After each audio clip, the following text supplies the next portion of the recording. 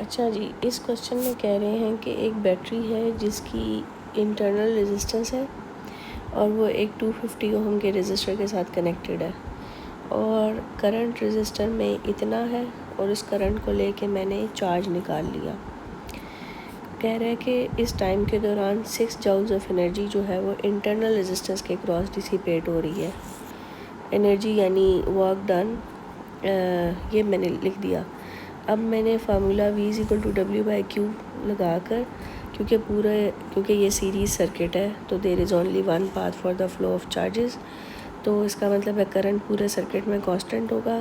तो अगर current constant है तो चार्ज भी सेम ही पास करेगा पूरे सर्किट में से, इसलिए मैंने 2.4 का चार्ज लगाकर और जो एनर्जी थी इसके क्रॉस जो ड्रॉप हो रही थी इंटरनल रेजिस्टेंस के क्रॉस जो भी एनर्जी कंज्यूम हो रही थी वो यूज़ की और मैंने potential across the internal resistance निकाल ली, यानी कि आपका जो वी लॉस्ट की वैल्यू है वो पता चल गई है मुझे 2.5 वोल्ट्स।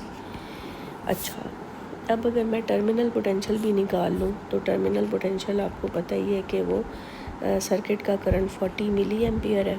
ठीक है, इसको आप 250 से मल्टीप्लाई करें तो ये टर्मिनल पोटेंशियल आ जाएगा 40 एक्सपोनेंशियल -3 टाइम्स 250, तो ये 10 वोल्ट्स आ जाता है। और बैटरी की जो ईएमएफ निकालनी है वो आपको पता है terminal potential plus V lost होता है, तो ये 12.5 आता है, डायरेक्ट आंसर आ रहा है। पर ये मैं आपको वैसे बता दूं कि इन्होंने मांगी है एनर्जी जो है वो डिसिपेटेड या supplied to the external resistance, तो वो आप मालूम कर सकते हैं V=W/Q के फार्मूले से।